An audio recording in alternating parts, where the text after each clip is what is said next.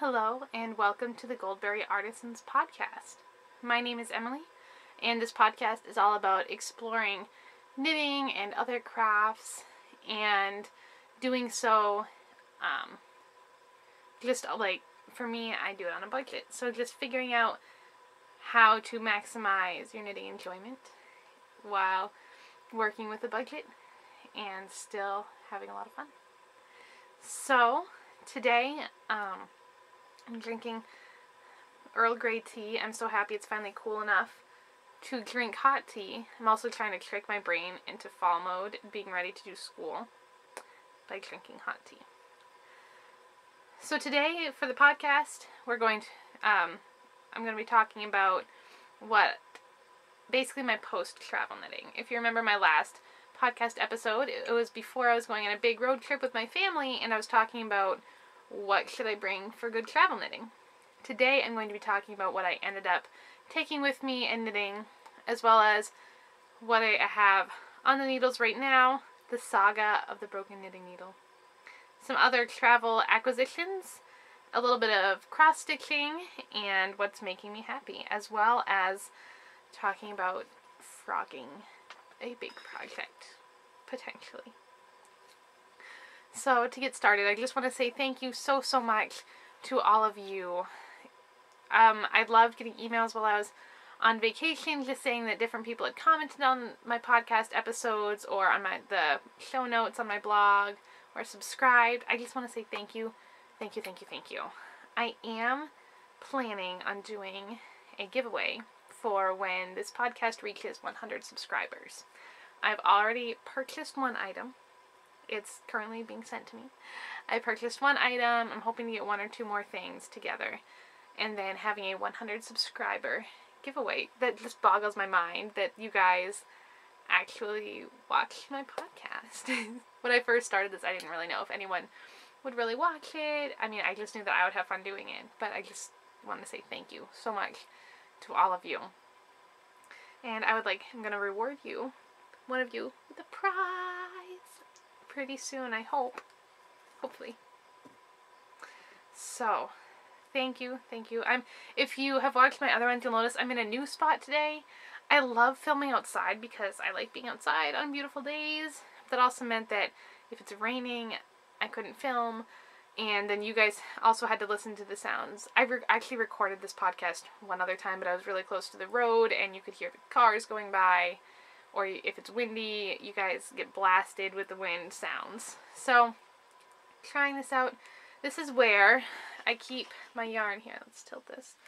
I do sadly have to keep most of it in plastic bags because we have cats. And we have 3 cats. 2 of them are 2 years old. And they like to get into the yarn. So I try to, it's a little messy, I know. So I basically get yarn in plastic bags and then my little container protects my knitted objects. So just trying out this new setup today. We'll see how it goes. Hopefully it's okay. And my camera battery is going to die. So I'm going to start a new segment and then we'll jump right into my post-travel knitting. What I ended up bringing with me, I brought 2 pairs of socks that I already had on the needles, another skein of yarn to make another pair of socks, a sweater, and a shawl. So I finished the 2 pairs of socks. This first pair is just a pair of vanilla toe-up socks, knit using West Yorkshire spinners. It's one of their bird colorways. Their colorways are not on their yarn labels, so I'm honestly not 100% sure what this one is. But it's got these beautiful blues and purples, kind of like a purple gray, and the speckles. So I'm happy with how these turned out. I basically, for these toe-up socks, I cast on 10 stitches using Judy's Magic Cast On. Knit till it hit around my ankle bone. I did a fish lips kiss heel, and then 1 by 1 ribbing at the top. And I used Jenny's Surprisingly Stretchy Bind Off, which isn't my favorite ribbed bind off. But I didn't have reliable Wi-Fi or data or anything to look up instructions for any other kinds. I like Elizabeth Zimmerman's Sewn Bind Off, but I haven't done that one enough. to have it memorized. So there's the bind off. Obviously, I did not match these up exactly, but I don't really care. I love the colors, so. And I don't wear mismatched socks, like, ever. So sometimes it's fun to mix it up a little bit. Where they match, but not quite. The second pair of socks I finished were the Agatha Socks by Claire of the New Hampshire Knits podcast. Now, these were knit using Knit Picks Stroll, and I'm really bad at remembering colorways, so I don't quite remember what this one was. So, I discovered I adjusted the stitch count slightly because I was using a slightly bigger needle. So I cast on 60 stitches instead of, I think it was 66. So on this first sock, there are 5 pattern repeats across the top of the foot. Well, since we were traveling, and I was in and out of the car, didn't really pay attention, the second sock only has 4 pattern repeats across the top of the foot. But I didn't discover that until I went to decrease for the toe, realized I had different numbers of stitches for the top and the bottom of the foot. So I fudged it a bit. It's an adventure. But it doesn't really bother me enough to redo it. So, for these, I did the long tail tubular cast on, which I love how that looks. If I am doing 1x1 rib, this is my go-to cast on. It's invisible. I'm sorry, my camera makes noises while it focuses. So it's invisible. And I just love how that looks. So yeah. So they're done. It's a beautiful pattern. If you can read your knitting, then it's really easy to memorize the stitch pattern. And I messed up on the top of the foot, but I think these are just going to be either for me. I haven't decided. I might give them to my mom, but I might make her a different pair of socks, because that won't bother me. So, we'll see. I have this whole bucket of knitted things, but it hasn't been cold enough to wear since I've made them, and I don't know if I'm going to keep them or do what with them. We will find out. So, my other projects that came with me are the Hexaleaf Shawl. And none of these have really been worked on. Neither of these have really been worked on since I've come home. So, this is the Hexaleaf Shawl by Mia. I don't know how to say her last name. Mia Rind, or I think we'll go with that. It's got this beautiful leaf motif. Yeah, didn't even do that on purpose. All throughout, which I've, at this point, memorized the stitch pattern. The yarn is, I believe it's sold out now, but Romney Rig is a local company. It's one woman in her farm. She used to live in Maine. I believe she lives in Massachusetts now. But this is a lace. It was a lace yarn called Rhinebeck Red that she had dyed up a couple years ago. So it's interesting to see just how the colors play out. Like you can see in this section right here, the dark red has kind of striped itself. In other areas in the bottom, it's all over the place. So it'll be interesting to see how that changes as the shawl grows and the stitch count changes. So, and that is living in this little bag. This came from Ravelry, but I got it on sale. I don't remember how long ago, because you can see there's supposed to be an L here in between the E and the D, Rommeldale, but it just says Romedale. So they had these on sale because it was of the misspelling. So I got it for pretty cheap. So that's exciting. But I like it. It's a nice sturdy canvas bag. It sits up really well. You can just set it down and it just sits, which I love. My next project, I stopped in the middle of the row. Oopsies. This is the Flora Cardi by Carrie Bostic Hogue. It's from Making magazine. I'm sorry it's so wrinkled. It spent a lot of time in the project bag while I was traveling. So it's basically stockinette stitch body with this Flora design along the edges. Well, here, this way you can kind of see what it will look like as a sweater, right? This yarn is Knit Picks Shadow lace yarn, I believe in the Forest Heather colorway. I do not know. This is the yarn label for my socks. Oops. So, I have a little story that goes along with this project. More specifically, the knitting needles. If you remember last time, I was all excited because I had bought an interchangeable cord and needle tips from Knit Picks, and I was going to use them for this sweater. So, we're on vacation. There are 8 of us sleeping in a pop-up camper. My 3 brothers were in tents outside. One night there was a gigantic thunderstorm in the middle of the night. So people were getting up. My dad and my brother put a tarp over the top of the pop-up camper because it was leaking. People are moving around making adjustments to fit more people in the camper so they can be dry.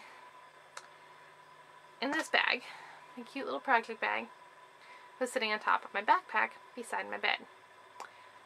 In the darkness, it was knocked onto the floor and stepped on. And my knitting needle broke. I have the tip that broke off right here. But there's absolutely no way to salvage this. Thankfully, it was interchangeable, so I can keep the cord and buy other tips. But I was very not happy when I woke up in the morning and found that out. The bag was wet. The knitting was fairly wet. It was my notebook were wet. It was just a bad day. So, but the outcome of that was that my mother promised that we would stop at a yarn shop to buy another set of needles. So, the next day we were in Nashville. And if you've heard Karen Templer of the Fringe Association blog and shop talk about a place called Craft South in Nashville. I think she lives in or just outside of Nashville, and Craft South is in Nashville. So I was all excited. I was going to go, going to get my knitting needles. So we walk in. It was a beautiful shop. Definitely, they were very on trend. They had Quince & Co., Fiber Company, a little bit of Koigu. It's sort of they have a little bit of everything sort of shop. Like there's a little knitting section, and they had some embroidery, and then sewing, like quilting, sewing, just kind of all spread out in this little shop. And the only circular knitting needles they had were Addie's, and it was going to be $18 or $20 for a pair, and I was not about to pay that when I didn't even pay that much for the original knitting needles. So left there. I didn't end up buying anything because I had my mom and my sisters in there, and they were done way before I was.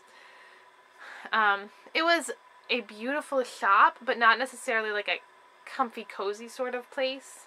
Like they had an area where you could sit and knit or whatever. Like they had chairs and stuff set up, but not like a super cozy shop. Like a lot of like white space. It was beautiful. So struck out there.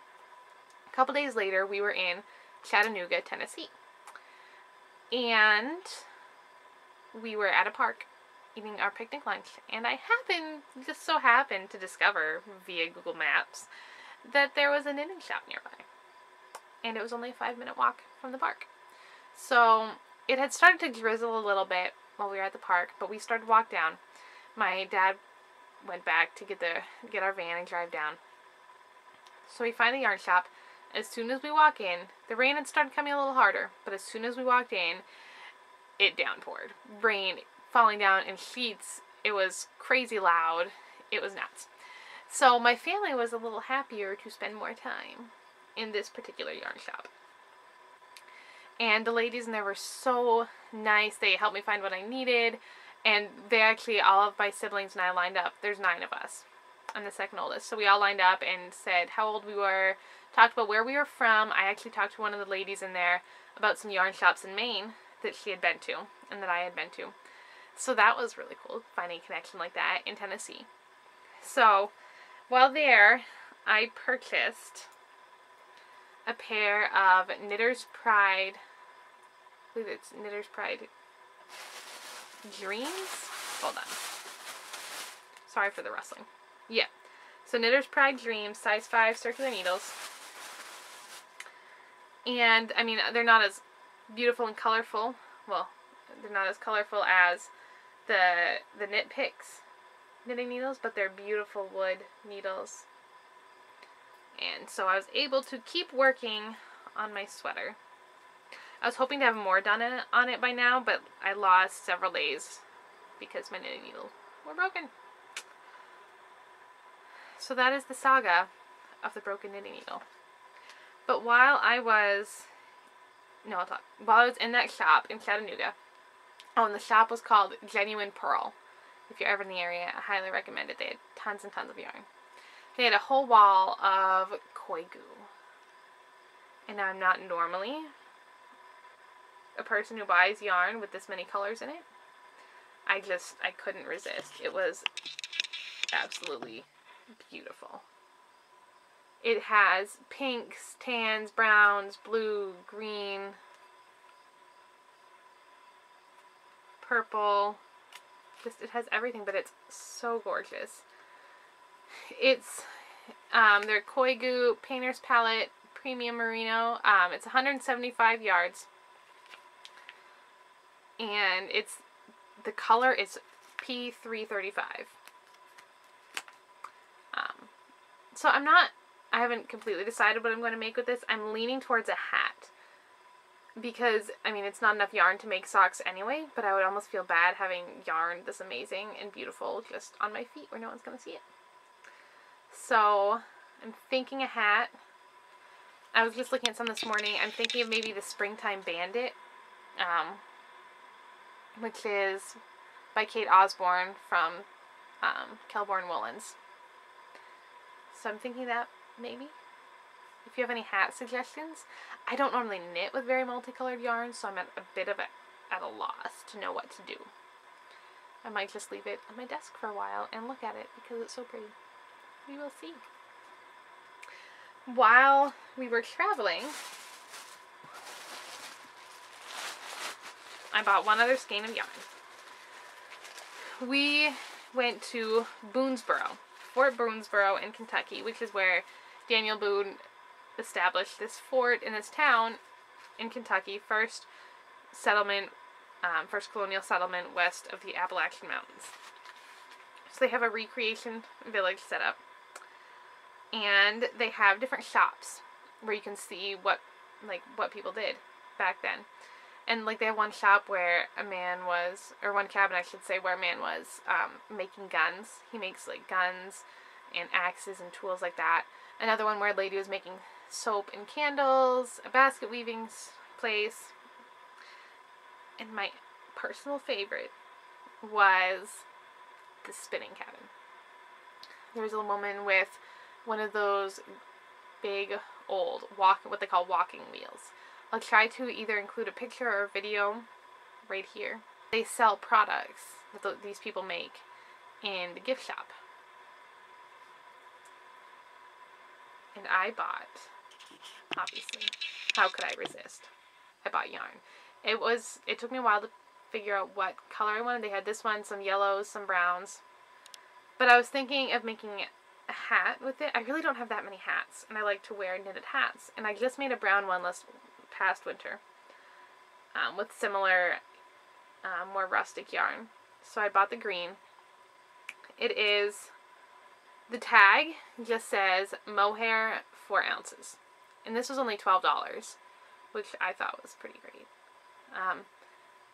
So it's not overly specific about how much yarn or even all of what it's made out of. But it's fairly soft. You can, not super duper soft, but still fairly soft, which is why it would also make a good hat. I thought about a scarf, but for a scarf, I like things to be more close next to the skin soft, and this isn't quite that. Like, it's fairly soft, but it's still a bit prickly, which is totally fine. I love it still. So I'm thinking some sort of hat. Again, undecided pattern, unknown to me yet. We'll see. But I just couldn't resist. Also, another cool thing I bought at Fort Boonsboro was a tile brick of tea.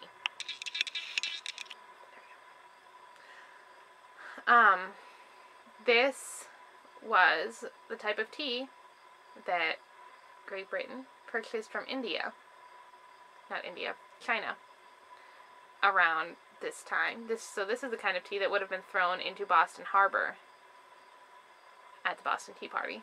It's a brick of compressed tea leaves. It's basically, there's a big rectangle of compressed tea leaves, and you can just cut off a brick, and then he said you just shave a bit off into a cup of boiling water.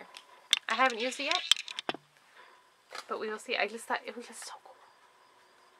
Like brick tea. I'd never heard of it. Never ever. So that was super cool. Speaking of tea, I just made this tea right before I sat down. So I don't like to drink tea when it's boiling hot. We'll see. Oh, it's so perfect. Earl Grey tea is my favorite. Ugh. So good. So that's basically, excuse my little tea ramblings. It's basically my travel knitting, what I knit, what I finished, what yarn I bought. Sorry about the abrupt transition. Potentially, depending on how my depending on how my editing goes. I forgot to watch the time on my camera, which only records in 20-minute segments. Oops. So I was talking and all of a sudden I realized my camera had stopped recording. So, moving on from my travel knitting, this is the one project that I've basically been working on. Well, the one knitting project. And it is Hermiones Everyday Sock. If you can believe it, this is my first time knitting this pattern, but I like it. It's nice and simple, textured pattern that's still really mindless to work on, but more exciting than a vanilla sock. For those of you who have not knit this, which it seems like everybody has, but I hadn't, the pattern is called Hermiones Everyday Sock, and it is a free pattern on Ravelry. So I like how this yarn plays with the texture. The yarn is called Painted Desert. That's the yarn brand. And I never heard of it, but I got it on sale. So, you know. And I like it. It's not super soft, but it feels like a good sturdy sock yarn. And I like how, like I said, I like how the texture plays with the yarn because it reminds me of the ocean. The yarn, it's got tans. Hold on here. There we go. It's got tan, dark blue, and then it has this part where it mixes the tan with the blue, and it just reminds me of the ocean. You've got the sand, the water, and the sky. And so I like how the pearl bumps in the tan, it kind of reminds me of maybe rocks or footprints in the sand, and the blue maybe like waves or rocks in the water. So I just love how the texture and the yarn are working together. I did a tubular cast on, the long tail tubular cast on, which is my favorite, which I've already talked about. I love it. I was just so happy when I discovered it, and now I use it on everything. So that is the only knitting project that I've really been working on.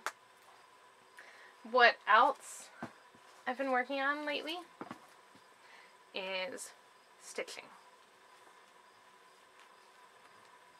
This is it called Green Gables cross stitch pattern from Pedal Pusher on Etsy. I'm almost done. I just have to finish in this section there is like a fence behind them.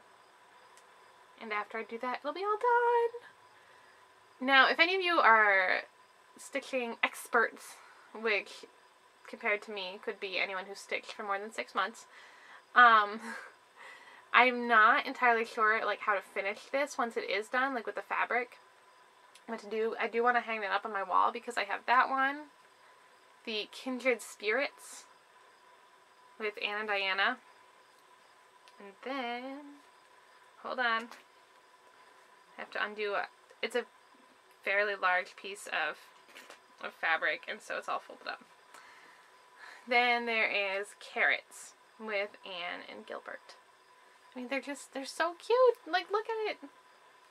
But I'm not entirely sure what to do to finish it off. Like, am I supposed to do anything to the fabric? I know obviously I have to do something to the edges to keep it from fraying. But I don't know what's the best way to hang it. Like, should I do an embroidery hoop on the wall, a little frame, just finish the edges and hang it on a nail? I don't really know. I also have not done any research. We'll see how long it takes me to get up on the wall. I have a bad habit of leaving the finishing touches of a garment. Like this shawl right here. Talked about my first podcast episode. Yeah, and still not woven in. Nope. Not blocked. Not washed. No woven ends. And then every couple months, I'll just have a day where I just sit down, find a show on Netflix, and finish them. And that needs to happen soon. So we'll see how long that takes. Oh, one other yarn purchase that I made recently was another skein of West Yorkshire spinners. This is, it's not one of their bird colorways. I don't know. Again, they don't provide a whole lot of detail on their yarn labels. I think they use the same label, like this is the same on all their yarns, and they just have this little sticker that's different on their yarns. And so I cannot interpret these numbers. But it's beautiful blues and greens. Nice summery colorway. So I purchased this from the Woolly Thistle, which you could find just thewoollythistle.com, I believe. Claire from the New Hampshire Knits podcast sells British yarns. But she's based in New Hampshire, so you don't have to pay for shipping from England or worry about conversion rates or any of that. She's already done all the work for you. So she actually has, she has West Yorkshire spinners and some blacker yarns and a couple other British brands. So if you're interested in finding those British yarns that you might hear about on different podcasts or on Ravelry or wherever, I would highly suggest going to the Woolly Thistle and picking some up. She has a wide range of colors of West Yorkshire spinners. So if you like this yarn or you want to try it, that's a great way to do it. You may have any questions? If you had a dedicated spinning house like this, or would it used to be in the corner of one of the cabins? This cabin's set up in the fort to just talk about 18th century clothing and 16th and 17th. How they would spin, using spinning wheels and such, but in the colonies there was a clothing industry going on, of course. Right. Textile mills that would be set up like this with many more, of course. Okay. But and it was common sometimes to find a spinning wheel in a home. Before I move on, this is actually how much yarn I have left from these vanilla socks. And I just weighed it this morning, and the yarn comes in 100 grams, 437 yards, or 400 meters. And this, I still have 50 grams left. So I could actually get another pair of socks. I could get 2 pairs of socks out of this. Now, if I did that, I would make the leg part a bit shorter just to make sure I would have yarn. Or I've never actually tried socks 2 at a time. Maybe that will be my first time. split this up into 2 balls. But yeah, so that's actually really good. I mean, it was obviously just vanilla socks, not a pattern sock. You'd probably end up with a lot less left. But I mean, I still have half the skein left, which is exciting. So now, the question that plagues knitters: to frog or not to frog? Now, I don't normally do a lot of frogging. I just deal with it. I don't like to spend time knitting, and then I feel like I'm almost wasting time by ripping it out. So sometimes, if a project needs to be frogged, I'll just set it aside for months and then frog it later. Now this sweater, if you've watched since the beginning, you may remember me talking about this in one of my first episodes. This is the Sabella Cardigan by Carrie Bosticoke. The yarn is Knit Picks Palette, and it's a seamless sweater, so it's knit, the body is knit all at once, and then you knit the sleeves and then attach them. I think, this was a while ago. And then knit the sleeves, and then you knit the yoke with the sleeves and the body all at once. The problem is that my gauge was too small. But I liked the fabric I was getting, so I thought I made enough adjustments to it to fit. Hold on. So, I mean, the sleeves, I seamed one sleeve. This is why I'm thinking about potentially frocking this sweater. It's just too small. At first, when I finished it, I tried to deceive myself. Maybe I'll lose weight. Maybe when I block it, it'll get bigger. I still haven't blocked it. Me and blocking just doesn't happen very often. So, ooh, that was close up. I've only seamed this one sleeve because you knit the sleeves flat. But it's quite tight, which I don't mind all that much. But the problem is this. Let's see if you can, how well you can see that. But it's okay. I mean, I probably wouldn't have, I don't really wear cardigans actually buttoned all that often.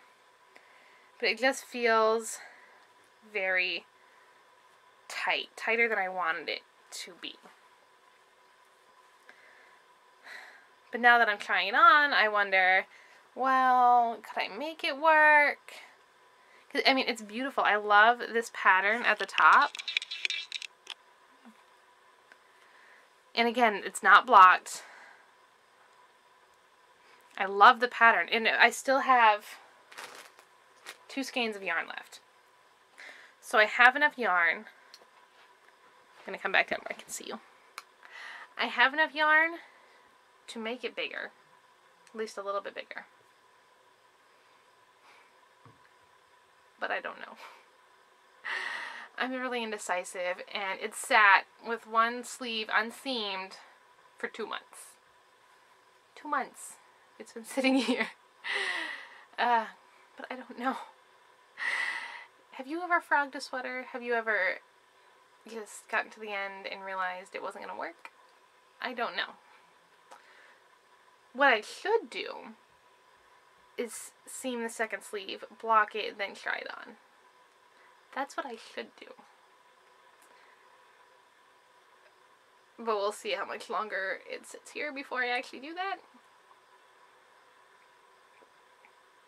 Please tell me I'm not the only one who does that, who sometimes lets projects sit there. Especially since it hasn't been cold enough to wear hand knits, even in Maine. Maine is not a frozen tundra, everybody. Far from it. But it hasn't been cool enough to wear hand knits for the past 3 or 4 months. And so I haven't been worried about necessarily finishing things so that I could wear them. Or so that I could, give them away and people could actually wear them. But maybe once it starts getting colder, I'll actually finish these things. Hopefully. I'd like to think so. I would like advice. Have you ever ripped a sweater? Have you experienced that blocking really changes it that much. Because I still want this sweater. I still want it. I love the color. Hold on. Ugh. I'm going to take it off so that you can see the color. And I'm sorry, I forget what colorway this is. But guess what? Since I'm filming inside, I have the yarn right here. Woohoo! It's Knit Picks Palette in the Iris Heather colorway. So this is how much yarn I have left. I still have 2 full skeins plus a partial skein. Guess that's a little less than half. Beautiful yarn basket there. But it's a gorgeous color. It's purple, but it has hints. I was about to look at it, and then I realized it'd be easier if I just showed you. It's purple, but it's like a purpley gray color. Definitely something that I would wear a lot. I like cardigans. Easy to throw on and off. And everything about the sweater is something that I love. I just need to decide if I love the fit. So maybe, by the time of next podcast, I'll have an answer to the question of to frog or not to frog. Or maybe I won't. So yeah, just help. If you have any advice to give, I would appreciate it. The yarn it's wool. Yeah, it's 100% wool. Because I honestly haven't made that many big projects. I've made a couple of sweaters. You can see my green shame right here. All the pieces have been knit and blocked. They were blocked probably about 4 months ago. Finished knitting about 8 months ago. And still not seamed. I tell you, I need a day to just seam and weave in all of the ends. So my track record isn't that great. So that's the end of my stories. I've told a few stories today. So just one more segment. I've decided to call it What's Making Me Happy. Just different random things that I've been enjoying lately. The first one is a movie. It is also a book, but I have not read the book. I love to read, but I didn't hear about the movie in enough time to read the book. Because when I heard about the movie is when I heard about the book. And it is The Light Between Oceans. Now, I went to see it with my sister this weekend, and she read the book, finished it the day that we went, but I did not. So I cannot say anything about how accurate it was to the book. My sister said it was really accurate, and she's a stickler for it being accurate. But books being accurate to the movies. So, it was so good. Oh my goodness. Okay. I did see it at 9:30 at night. That's when it started. I'm not a big night owl. I mean, for me, staying up till 10:30 is late. So, that may have affected my emotions while watching it, but I cried. Twice, like I was full out crying. Teared up several other times. But it was so good. It's, for those of you who don't know, it's basically about the story of this soldier coming back from the war, and he becomes a lighthouse keeper. This lighthouse is far out. Like, he sees people, like, people come out to bring supplies and whatever, like, every 3 months. But he marries a girl who lives on the shore. And then it's about, I don't know how much to tell. You can find this much out just by Googling it, I guess. She cannot have children. They try. It hasn't worked out for them to have kids. And then this baby was in this boat with, there's a dead man and a baby in a boat that washed up on the shore of their tiny island. And the struggle is what to do. What to do about this. So, it's an emotionally involved movie. It's fairly long. I think it's a little over 2 hours, but so worth the time. If you get a chance to go see it, I highly encourage you to do so. I want to read the book now, just because I love the story and the characters so much, and also just to see all the extra details that are in the book. So, a couple other things that are making me happy. Oh, and I worked on my Hermiones socks. during that movie. I like it when I have like a vanilla or an easy sock on the needles, because I can knit on that during a movie and the needles aren't very loud, not annoying anybody. Although there's only like 6 other people in the theater, so. Anyway, the other thing that is making me happy right now is this double pointed needle holder. Obviously I'm a Doctor Who fan, so it's got TARDIS on it. It is from the Gnome Knitter. And she even sent, look, tea! I haven't tried it yet, obviously. But it's so cute. It's a cute little bag, so I'm super excited. It is a 6-inch holder, so a lot of my sock DPNs don't fit in here, but I do have a pair or two that fit, that I use, so that's exciting. And the last thing I'm happy about is the cooler weather. It's finally starting to feel like fall. I love fall. Sometimes I have trouble letting go of summer, but once it's cooled down, I'm happy. So, my camera is blinking at me, so I'm going to go. Thank you so much again for watching, and if you want to share the podcast, because once we get to 100 subscribers, it'll be a giveaway! Yay! So, I look forward to seeing you all next time, and thank you so much for watching. Bye!